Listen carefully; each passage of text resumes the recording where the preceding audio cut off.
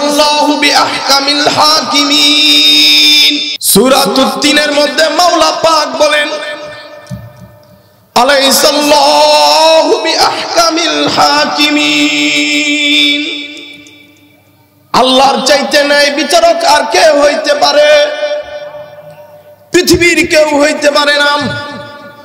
দুনিয়ার জমিনে দেখবেন টাকা হইলে জজ কিনা যায়, কথা কয় না। দুনিয়াতে দেখবেন টাকা হইলে মাতবর কিনা যায়, দুনিয়াতে টাকা হইলে কালো পোশাক পরা উকিল কিনা যায়। কিন্তু ময়দানে মাহশারতে সেখানে টাকার কোনো প্রয়োজন হবে না। সেখানে ভিক্ষুকের মতন রাজা বাদশারা দাঁড়িয়ে থাকবে, ফেরাউন খাড়ায় থাকবো, নমরুদ তো দাঁড়িয়ে থাকবো।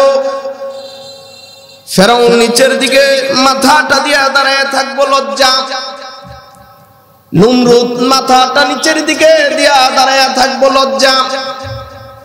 আবু জেহেল, আবু লাহাব, উতবা, সাইবা সেদিন দাঁড়িয়ে থাকবে মাথাটা নিচা। কিন্তু দুনিয়াতে মাথা উঁচু কইরা ঘুরছো, ময়দানে মাহশারতে মাথা উঁচু করার ক্ষমতা তোমাদের থাকবে না।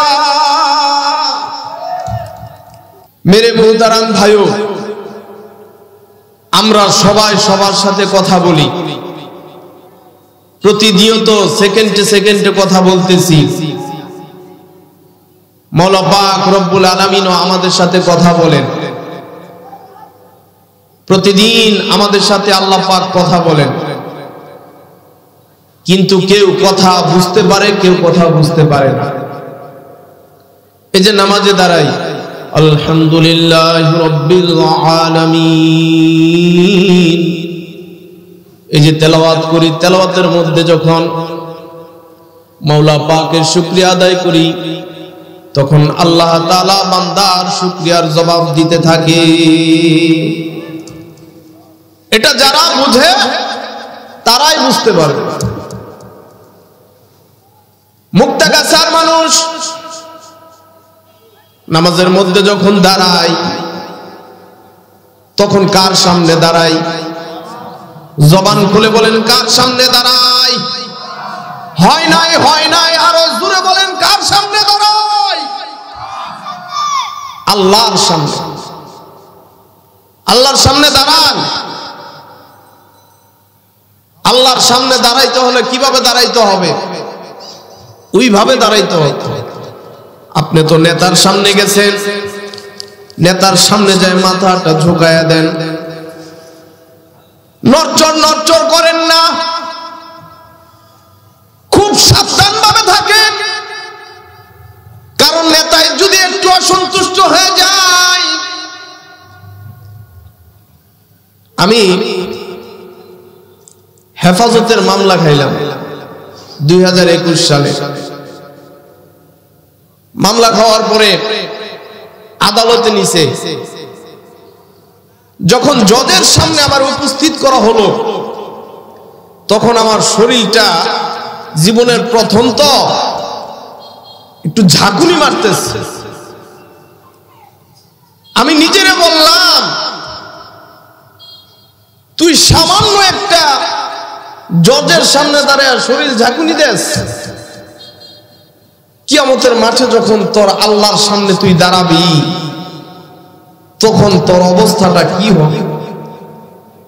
দুনিয়াতে যদি এই অবস্থা হয়, আল্লাহর সামনে যখন দাঁড়াবো তখন আমার অবস্থাটা কি হবে? এত নির্যাতন, এত জুলুম। জজের সামনে আমার ফাইল পেশ করা হলো, মামলা। চোখ দিয়া চায়াও দেখলো না, ফালাই দিছে ডিলাদা। একজন আলেম শুধু শুনেছে হেফাজতের মামলা, ফাইল ডিলাদা ফালাই দিছে চোখের সামনে। আল্লাহর আদালতে তোমাকেও দাঁড়াতে হবে। জবান খুলে বলেন, সেদিন উপর মহলের কথায় কোনো কাজ হবে না, সেদিন দুর্নীতির কোনো কাজ হবে না, সেদিন উকিল থাকবে, সেদিন বিচারক থাকবে, দুনিয়ার মতো উকিল থাকবে না যারা টাকার বিনিময়ে একজন ন্যায় বিচারক হয়ে অন্যায় কাজ করেছেন। সেদিন আদালতে এমন একজন থাকবেন যিনি হলেন আল্লাহ। তার সামনে কোনো দুর্নীতি নাই, তার সামনে কোনো জুলুম নাই, তার সামনে কোনো অত্যাচার নাই। সেদিন হিসাব পই পই করে প্রত্যেকটা সেকেন্ডের হিসাব, প্রত্যেকটা মিনিটের হিসাব, প্রত্যেকটা ঘন্টার হিসাব, প্রত্যেকটা সপ্তাহের হিসাব। যেই পরিমাণ আলেম ওলামাদের উপর জুলুম নির্যাতন করা হয়েছে, সেদিন কিয়ামতের মাঠে তোমাদের মতো উকিলদের, তোমাদের মতো বিচারকদের আল্লাহ পয় পয় করে বুঝিয়ে দিবে। আমি কয়েকদিন আগে দেখলাম বাহা মামলার আসামি যারা সারা বছর দুর্নীতি করছে, মানুষের উপর জুলুম করেছে, দেশের টাকা লুট করে বিদেশে নিয়ে বাড়ি বানায়া এসির মধ্যে ঘুমাইছে, এখনো ঘুমায়, এদেরকে মামলা দিয়া যখন আদালতে ওঠানো হয় যেন শ্বশুর বাড়ি গেছে বেড়াইতে আর মামুর বাড়ি গেছে শীতের দিনে তেলের পিঠা খাইতে।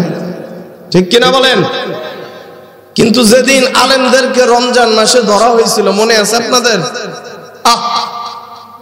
সেহরি খাবে, সেহরির আগে ধরছে তো ধরছে, হাতের ভিতরে হাত করা লাগায়া, পায়ের ভিতরে বেরি লাগায়া, মাথার ভিতরে হেলমেট লাগায়া, তারপরে রাস্তা দিয়ে হাঁটায়া হাঁটায়া আদালতে নিয়ে গেছে। এদেশের আলেম ওলামার মর্যাদা বুঝলেন না। যদি আলেম ওলামার মর্যাদা বুঝতেন এই অধপতন দেখতে হইতো না। ঠিক কিনা বলেন? মেরে মুহতারাম ভাইও,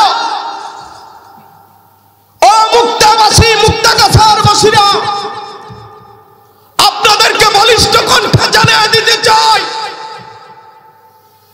দুনিয়াতে নামাজ পড়েন না ঠিক আছে, রোজা রাখেন না ঠিক আছে, আপনি পাপ করতেছেন। হয়তো মসজিদের ইমাম, মসজিদের আলেম যিনি রয়েছেন, তার পিছনে হয়তো মাঝে মাঝে ইক্তেদা করেন, তিনি কিন্তু আপনার নেতা।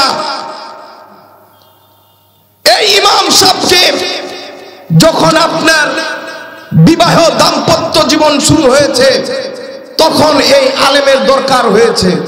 ঠিক কিনা বলেন? যখন বিবাহ শাদী পড়াবেন, তখন গিয়ে আলেমরা ডাকতেন, হুজুর বিবাহটা পড়াই দিয়া যান। যদি এই আলেম বিবাহ না পড়াইতো তাহলে তোমার দাম্পত্য জীবন হয়তো অবৈধ। যদি আলেম তোমার বিয়ে না পড়াইতো তাহলে তোমার দাম্পত্য জীবনে যে সন্তান হইতো, ওই সন্তান হয়তো জারদ সন্তান। ঠিক কিনা বলেন? বিয়ের সময় আলেম লাগে, হুজুর লাগে। নাতি হয়েছে হুজুর, রাতের বেলা ঘুমাইছে, গভীর রাতে নাতি হয়েছে হুজুর। জি জি, আমি সভাপতি সাহেব। জি সভাপতি সাহেব। কয় নাতি হয়েছে, আজানটা একটু দিয়া যান। নাতি হয়েছে, আজানটা কি করেন? দিয়া যান। বেচারা আলেম রাতের ঘুম হারাম কইরা সভাপতির ডাকে সারা দিয়া তার নাতির ডান কানে আজান, বাম কানে একামত দেওয়ার জন্য চলে গেছে। কারণ ইমাম সাহেবের একটা চিন্তা ফিকির, যদি আমি আজকে সভাপতির ডাকে না যাই, কালকে সকালবেলা আর ফজরের নামাজ পড়ার লাগতো না। ঠিক কিনা বলেন? বেচারা ভয়ে চলে গেছে আজান একামত দিতে। তখনও আলেম লাগে। আবার যখন দেখবেন বান্দাটা মরে গেছে, মৃত্যু শয্যায় শায়িত, ওই মৃত্যুর শয্যায় শায়িত থাকা অবস্থায় তখন দেখবেন ইমাম সাহেব ডাকে, ও ইমাম সাহেব একটু এদিকে আয়েন। কয় কি? কয় আমার বাবা তো মৃত্যু শয্যায়, একটু সূরা ইয়াসিনটা তেলাওয়াত কইরা দিয়া যান। হুজুর আমার বাবা মৃত্যু শয্যায় শায়িত, জীবনে নামাজ পড়তে পারে নাই, জীবনে হজ করতে পারে নাই, যাকাত দিতে পারে নাই, ইবাদত বন্দেগী করতে পারে নাই। আজকে আমার বাবা খাটের মধ্যে প্রস্রাব করে, খাটের মধ্যে বিছানার মধ্যে পায়খানা করে। ও হুজুর, একটু আইসা যদি তওবাটা পড়াই দেয়া যাইতেন, যদি তওবা ছাড়া আমার বাবা মইরা যায় তাইলে কবরের মধ্যে বিশাল আযাবের সম্মুখীন হবে। ও হুজুর, একটু তওবা করিয়া কবরের আযাব থেকে আমার বাবারে একটু বাঁচায়া দেন। তখনও হুজুরের দরকার, ঠিক কিনা বলেন? আবার দেখবেন খাটটা লয়ে যায়, ধোয়ানের মানুষ পায় না। হুজুর, মুসলমান শরিয়াতে কিভাবে ধোয়া একটু বুঝাইয়া দেন। কয় কিনা? আরে জোরে কোন কয় কিনা? বলে কবরের মধ্যে নামাবে, কেউ নামাইতে যায় না। ও ইমাম সাহেব, ভয় লাগে, একটু দয়া কইরা যদি আমার বাবার লাশটা কবরে নামাইয়া দিতেন। হুজুরে গোসল করায়, হুজুরে তোমার বিয়া পড়ায়, হুজুরে তোমার জানাজা পড়ায়, হুজুরে তোমার ধোয়ায়, হুজুরে কবরস্থানে লয়ে যায়। তোমার সন্তানরা দাঁড়িয়ে থাকে, কবরে নামায় না। তোমার ভাই বেরাদাররা দাঁড়িয়ে থাকে, কবরে নামায় না। কবরের মধ্যে হুজুর নাই মা, ভয় ভীতি সব ত্যাগ কইরা তোমার সুন্দর কইরা শোয়াইয়া মাটিটা দিয়া দোয়া কইরা সেখান থেকে হুজুর আবার চইলা আসে। ও মুক্তাগাছার বাসীরা, ও মুক্তাগাছার বাসীরা, সব কাজে যদি হুজুর লাগে তাইলে হুজুরদের সামনে কেন তোমরা চলে যাও? হ্যাঁ, সব কাজে যদি হুজুর লাগে, হুজুরদের বিরুদ্ধে লাগেন কেন? হুজুরের আগে যাইব তো মরব, হুজুরের আগে যাবে। কথা কথা আমি বুঝাইতে পারি না। আচ্ছা, মানুষ যখন মারা যায়, মারা যাওয়ার পরে লাশটা হুজুরের পিছে রাখে না সামনে রাখে? সামনে যখন গেছে, প্রধানমন্ত্রী হোক, মন্ত্রী হোক, এমপি হোক, চেয়ারম্যান হোক, মাতবার হোক, যখন মইরা গেছে তখন হুজুরের সামনে গেছে। কথা বলেন ঠিক কিনা? মরার আগ পর্যন্ত ফজরের সময় মসজিদে গেছে, ইমাম সাহেবের সামনে দাঁড়াইছে না পিছনে? জোরে কোন, পিছনে সামনে? জোহরের নামাজে গেছে, মুসল্লি ইমামের পিছনে দাঁড়াইছে না সামনে দাঁড়াইছে? আসরের সময় গেছে, সমস্ত দুনিয়ার মানুষরা ইমাম সাহেবের পিছনে দাঁড়ায় না সামনে দাঁড়ায়? মাগরিবের নামাজে গেছে, মুসল্লিরা, এলাকার নেতা ফেতারা সামনে দাঁড়াইছে না পিছে দাঁড়াইছে? কিন্তু সারা দুনিয়ার মানুষ যখন মইরা যায় তখন ইমাম সাহেবের পিছনে দাঁড়ায় না সামনে দাঁড়ায়? মরলে সামনে যায়, জীবিত থাকায় অবস্থায় পিছনে আসে। তো হুজুরের সামনে যাইবেন তো মরবেন, জীবিত থাকায় অবস্থায় মসজিদে যায় হুজুরের সামনে নেতাগিরি করতে চাইবেন তো মরবেন। কারণ তওবা কবুল হবে না। হুজুরের সাথে বেয়াদবি করবেন তো জীবন ধ্বংস হয়ে যাবে। হুজুরের সাথে বেয়াদবি করবেন, জোরে কন্যা করবেন, আলেম ওলামার সাথে বেয়াদবি করা যাবে? যাবে না। মেরে মুহতারাম ভাইও, তাহলে সব কাজে আলেম লাগে। সব কাজে কি লাগে? আলেম লাগে। আপনার সন্তান রে আলেম বানাইবেন না জালেম বানাইবেন? আচ্ছা, আলেম বানাইবেন না জালেম বানাইবেন? আলেম বানাইবেন কারা কারা? হাত তুলি দেখি তো ইনশাআল্লাহ। মনে নেই? আয় আল্লাহ, জীবনে বহু পাপ করেছি, নামাজ পড়তে পারি না, নামাজের মধ্যে তেলাওয়াত করতে পারি না, ও মাওলা রমজান মাসে রোজা রাখতে পারি না। আমি তো মূর্খ হয়েছি, কিন্তু আমার সন্তান, আমার নাতি নতর, আমার বংশের কাউরে কোরআন থেকে বঞ্চিত রাখবো না। আমিন। রাজি আছেন তো ইনশাআল্লাহ? আরো জোরে বলেন, রাজি আছেন তো ইনশাআল্লাহ? মেরে মুহতারাম ভাইও, আমার আলোচনা শেষ পর্যায়ে, আমি এখনই ছেড়ে দিব। তার আগে আপনাদের একটা মেসেজ দিতে চাই। মেসেজটা হলো, আপনারা নিশ্চয় কাদিয়ানি সম্পর্কে জানেন। কাদিয়ানি সম্পর্কে কে কে জানেন? হাত তুলেন তো দেখি। কাদিয়ানি অনেকে জানেন না, হাত নামান। কাদিয়ানি হলো, এর প্রতিষ্ঠা হলো মির্জা গোলাম আহমদ কাদিয়ানি। এ ছিল একজন কাফের। এ কি ছিল? কাফের। এ কাফের এমন কাফের ছিল, নিজেকে প্রথম সারা দুনিয়ার মুজাদ্দিদ বলে ঘোষণা করে। তারপরে আস্তে আস্তে এমন একটা পর্যায়ে যায় নিজেকে নবী পর্যন্ত দাবি করে ফেলে। নাউজুবিল্লাহ বলে। আপনি মুক্তাগাছার বাসীরা শুনে রাখেন, হয়তো আপনাদের সাথে নামাজ পড়ে, হয়তো আপনাদের মতন টুপি পরছে, পরনে সুন্নতি লেবাস, কিন্তু মূলত কাদিয়ানি। আপনি নিজেও জানেন না। এই কাদিয়ানি ফিতনা সম্পর্কে আপনাদেরকে জানতে হবে। যেখানে কাদিয়ানি পাবেন সেখানে শক্ত হাতে তাদেরকে প্রতিরোধ করবেন। রাজি আছেন তো ইনশাআল্লাহ? এই মির্জা গোলাম আহমদ কাদিয়ানি নিজেকে নবী দাবি করলো, বলে আমি নবী। আপনাদের কাছে জানতে চাই, দুনিয়াতে কি আর কোন নবী আসবে? আসবে? আখিরি নবীকে মুহাম্মাদুর রাসূলুল্লাহ, মুহাম্মাদুর রাসূলুল্লাহ সাল্লাল্লাহু আলাইহি ওয়াসাল্লাম। তো যাই হোক, এই কাদিয়ানি সম্পর্কে আমাদেরকে জানতে হবে। আর জানতে হলে এইটুকু বলবো, কাদিয়ানি হলো সম্প্রদায় একটা ফিতনাবাজ, নবীর দুশমন, রাসূলের দুশমন।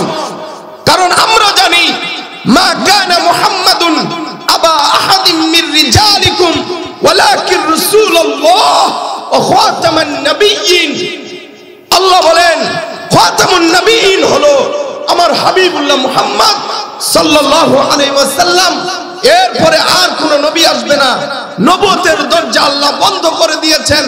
অতএব কেউ যদি নিজেকে নবী দাবি করে, বুঝতে হবে মানব সভ্যতার সবচাইতে চির দুশমন হলো ওই কুলাঙ্গার যে নিজেকে নবী দাবি করে। ঠিক কিনা বলেন? যে নিজেকে নবী দাবি করে, ওর চাইতে কুলাঙ্গার পৃথিবীর বুকে আর কেউ হতে পারে না। আমরা স্পষ্ট ভাষায় জানিয়ে দিতে চাই, যে নবীর দুশমন থাকবে ওর কোন জন্ম পরিচয় নাই।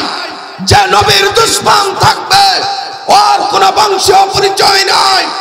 যে নবীর দুশমন থাকবে ওর কোন পারিবারিক পরিচয় নাই। যে নবীর দুশমন হবে ওর কোন দলীয় পরিচয় নাই। যে নবীর দুশমন হবে ওর কোন সামাজিক পরিচয় নাই। যে নবীর দুশমন হবে ওর কোন রাষ্ট্রীয় পরিচয় নাই। যে নবীর দুশমন হবে ওর কোন আন্তর্জাতিক পরিচয় নাই। যে নবীর দুশমন ও আল্লাহর দুশমন। যে নবীর দুশমন সে রাসূলের দুশমন। যে নবীর দুশমন ও কোরআনের দুশমন। যে নবীর দুশমন ও ইসলামের দুশমন। যে নবীর দুশমন ও মানব সভ্যতার দুশমন। নবীর দুশমনকে পৃথিবীর যে প্রান্তে পাওয়া হবে, আস্ত জমিনে পুঁতে ফেলা হবে, আস্ত জমিনে পুঁতে ফেলা হবে। ঠিক কিনা বলেন? মেরে মুহতারাম ভাইও, আল্লাহ তাআলা আমাদের সকলকেই এই মাহফিলকে কবুল করে আমাদের সকলকেই ইসলামের পথে চলবার তৌফিক দান করুক। সবাই বলি আমিন। আসসালামু আলাইকুম ওয়া রাহমাতুল্লাহি ওয়া বারাকাতুহু।